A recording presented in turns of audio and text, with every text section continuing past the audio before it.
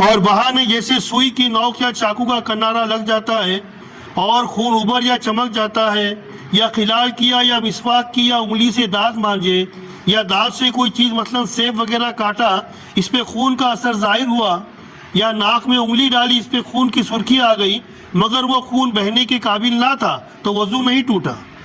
یعنی جیسا وضو کر رہے تھے ایسا اپنے انگلی کر رہے تھے، ارے یار خون دکھا تو اس پہ تھوڑا، اب اگر اتنا نہیں تھا کہ جو بہنے کی مقدار کا تھا تو ہمارا وضو نہیں ٹوٹے گا، ورنہ وضو یعنی بہنے کے لائق تھا تو وضو ٹوٹ گیا، وہ خون ہو، پانی ہو، یا زرد پانی ہو ہمارے چھالے کا، یا کوئی بھی چیز ہو جو بہنے کے لائق تھی اس سے وضو، اچھا کہاں بہیں گی تو وضو ٹوٹے گا؟ جیسا جو چیز کا غسل میں دھونا فرض ہے اور وضو میں دھونا فرض ہے، وہ چیز پر بہیں گا تو ہمارا وضو ٹوٹے گا، ورنہ وضو نہیں ٹوٹے گا۔ اب جیسا کیا آگ کا دھونا فرض نہیں ہے، آگ کے اندر کا حصہ دھونا فرض نہیں ہے، اب آگ کے اندر اگر پھوڑی تھی وہ وضو کرنے کے بعد پھوڑ گئی، ہم دیکھ رہے کہ یار پھوٹی اس کے اندر کا جو بھی گندگی ہے وہ ہم کو دکھ رہی آگ کے اندر، لیکن جب تک وہ باہر نہیں نکلیں گی وضو نہیں ٹوٹے گا۔ کسی نے بولا ارے تیرا کان پھٹ گیا، کان کے سوراخ جو پھٹ جاتا نا کان، اب اس کے اندر سے خون دکھ رہا ہے یا پیپ دکھ رہا ہے، جب تک وہ باہر نہیں آئیں گا یا جب تک آپ کا وضو نہیں ٹوٹے گا۔ تو ہم کو پھر غسل میں دھونا کیا فرض ہے؟ پورا ظاہری بدن کا دھونا فرض ہے، اور وضو میں تو آپ جانتے ہیں دونوں ہاتھ، چہرہ اور یہ سر پیروں کا ہے نا، یہ ہے۔ اور غسل میں آنکھ کے اندر کا حصہ دھونا فرض نہیں ہے، کان کے اندر کا حصہ دھونا، پانی جو ہے خالی یہاں تک پانی پہنچانا چاہیے، اس کے اندر کا دھونا فرض نہیں ہے۔ اب کان کے اندر کے جو اندر کا سوراخ ہم کو دکھتا، اس کے اندر اگر کچھ کان پھٹی یا کچھ پھوڑی تھی وہ پھٹ گئی، اس کے اندر کا پیپ دکھ رہا ہے ہم کو لیکن بہہ رہا نہیں ہے، جب تک بہے گا نہیں وضو نہیں ٹوٹے گا۔ درود پاک پر اللہم صلی وسلم علی النبی الامی وآلہ صلی اللہ علیہ وسلم، صلاۃ و سلام علیک یا رسول اللہ صلی اللہ علیہ وسلم۔ اب کوئی زخم تھی ہماری بڑی، ہاتھ میں پیر میں کہا بھی، ابھی اس میں سے ہم دیکھ رہے خون نکل رہا ہے، میں اس کو پوچھے اپن نے، پھر تھوڑی دیر پھر نکلا، پھر پوچھے خون ہے یا پیپ ہے، وہ پھر پوچھے ہم نے، تو اگر نہیں پوچھے ہوتے تو کیا ہوا ہوتا؟ وہ بہہ گیا ہوتا نا، نہیں پوچھے ہوتے تو ہمارا وضو چلے جائیں گے۔ گوشت میں انجیکشن لگانے میں صرف اس صورت میں وضو ٹوٹے گا جب بہنے کی مقدار میں خون نکلے۔ ابھی نرم حصے پر جیسا یہاں پر گوشت زیادہ ہوتا ہے، یہاں انجیکشن دیں گے، انجیکشن نکلنے کے بعد میں خون نہیں نکلا، کس کا نہیں بھی نکلتا، یا نکلا اتنا نکلا کہ وہ بہنے کے لائق نہیں تھا تو وضو نہیں ٹوٹے گا۔ اگر نکل گیا اتنا نکل گیا کہ وہاں پر کپاس رکھی ہوئی تھی، ہم نے دیکھے یار یہ تو بہت خون ہے، وضو ٹوٹ جائے گا۔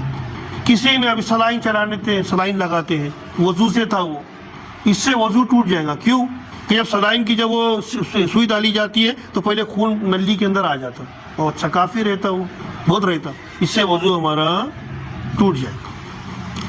درود پاک پر اللہم صلی وسلم۔ دکھتی ہوئی آنکھ، اب جیسا موٹر سائیکل پہ جاتے ہیں تو وہ پانی نکلتے رہتا ہے، دیکھو آنکھ میں سے، اس سے وضو نہیں ٹوٹے گا، وہ دکھ رہی نہیں، وہ تو ہوا کے ذریعے نکل رہا ہے۔ ہماری آنکھ میں درد تھا اور جب پانی نکلے گا تو پانی ناپا کے اس کپڑے سے اپنے کپڑوں کو بچانا پڑے گا اس پانی سے، اس سے آپ کا وضو بھی ٹوٹ جائے گا۔ دکھتی ہوئی آنکھ سے پانی نکلنے سے وضو ٹوٹ جاتا۔ اب کوئی وضو سے تھا، دعا مانگ رہا، دعا مانگتے مانگتے رو ڈالا، آگے اس کو آنسو، تو وضو نہیں ٹوٹے گا، کیونکہ یہ آنسو ہے۔ یہ نماز کے اندر وہ عربی کا ترجمہ جانتا ہے، کوئی خوف الہی کی آیت آ گئی، امام صاحب پڑھ رہے تھے خوف الہی کی آیت اور اس نے اس کو سمجھا ترجمہ، اور خوف کی وجہ سے اس کے آنکھ میں سے آنسو آ گئے تو بھی اس کا وضو نہیں ٹوٹے گا۔ انہیں آنسو سے وضو نہیں ٹوٹتا۔ دکھتی ہوئی آنکھ سے پانی نکل گیا ٹوٹ جائے گا۔ ہمارے اس کے اندر آنکھ کے اندر کوئی دانہ وغیرہ تھا پھٹ گیا، وہ اس سے جو ہے ہمارا وضو جاتا رہے گا۔ خوف الہی میں رونا چاہیے، اللہ خوف مدینہ، غم مدینہ میں رونا چاہیے۔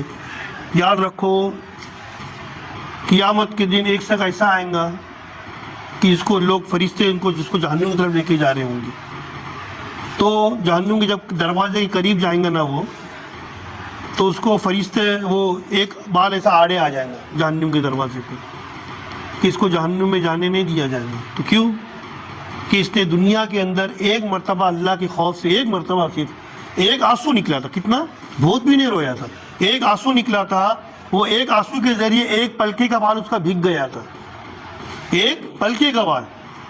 اور کیسے رویا تھا؟ دنیا کی غم میں نہیں, کسی کا انتقال ہوا تو نہیں, اللہ کے ڈر سے کیا میرا کیا ہوں یار, میں تو گنہگار, آ گیا اس کو رونا. تو پیارے پیارے اسلام بھائیوں, وہ ایک بال کے ذریعے اس کی نجات ہو جائیں گی.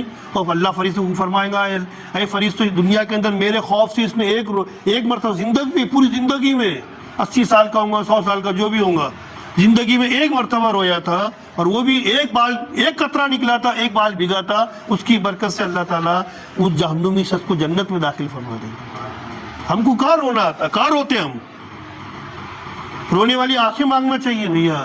جس کو آنسو نکل گئے, اور حضور نے فرمایا کہ اپنے چہرے پہ مل لو, بدن پہ مل لو, جی خوف الہی سے رونے والے آنسو جہاں جہاں بدن پہ لگیں گے, اللہ نہ کرے گا جہنم میں اگر جلے بھی گئے, اس حصے کو جہنم کی آگ نہیں جلا سکتی. جس جگہ پر خوف الہی کے آنسو نکلے ہو, تو رونا سیکھو اللہ کی بارگاہ. ہم گنہگار ہیں یار, ہم خطا کار ہیں, بدکار ہیں, ہم کو تو اور رونا آنا چاہیے.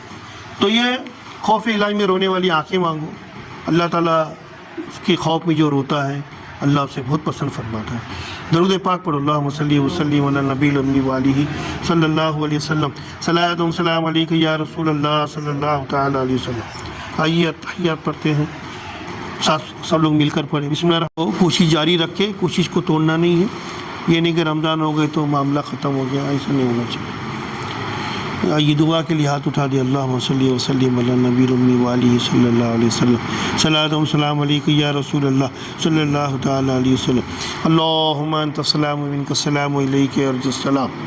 اللہم ربنا اعطینا فی الدنیا حسنۃ وفی الآخرۃ حسنۃ وقنا عذاب النار. یا اللہ کریم, تیرے توفیق سے ابھی ہم نے جو کو ٹوٹے پھوٹے انداز میں اپنی نمازوں کی اصلاح کرنے کی کوشش کی ہے اور سیکھنے کی کوشش کی ہے, اے اللہ اپنی رحمت سے اسے قبول فرما. یا اللہ ہمارے لیے آسانی فرما, ہم سب کو استقامت دے. یا اللہ ہم سب کو روزانہ کچھ نہ کچھ علم دین کی باتیں سیکھنے, اپنی نمازوں کی اصلاح کرنے, قرآن پاک سیکھنے سکھانے کی ہم سب کو توفیق عطا فرما. یہاں پر جتنے بھی لوگ بیٹھے, یا اللہ ان سب کی جائز تمنا آرزو پر رحمت کی نظر فرما. یا اللہ بیماروں کو شفا عطا فرما, کمزوروں کو طاقت عطا فرما. یا اللہ کریم ہم سب کو بڑی بڑی بیماریوں سے بچا, کینسر جیسی, کڈنی جیسی اور ہارٹ اٹیک وغیرہ بڑی بڑی بیماریاں جو ہے, مولک بیماریاں ہیں.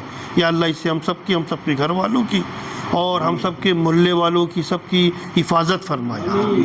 یا اللہ کریم آنے والی آفتوں سے بچا, ناگہانی بلاؤں سے بچا, اے اللہ بری موت سے بچا. یا اللہ کریم ہم سب کو توبہ پر رمضان کا مہینہ ہو, تیرے محبوب کی چوکھٹ ہو, تیری محبوب کی چوکھٹ پہ رمضان کے مہینے میں جمعہ کے دن ایمان پر موت نصیب فرما. یا اللہ جنت البقیع عطا کر دے. یا ہمارا آخری ٹھکانہ جنت البقیع بنا دے. یا اللہ, یا اللہ جب تک زندہ رہے رمضان کے اندر, یا اللہ حج و رمضان کے اندر عمرہ نصیب فرما دے. یا اللہ حج کی سعادت سے مالا مال فرما. یا اللہ کریم ہم سب جب تک زندہ رکھ سنی صحیح عقیدے کے مذہب پہ قائم و دائم فرما دے. ہم سب کی ایمان اور عقیدے کی حفاظت فرما.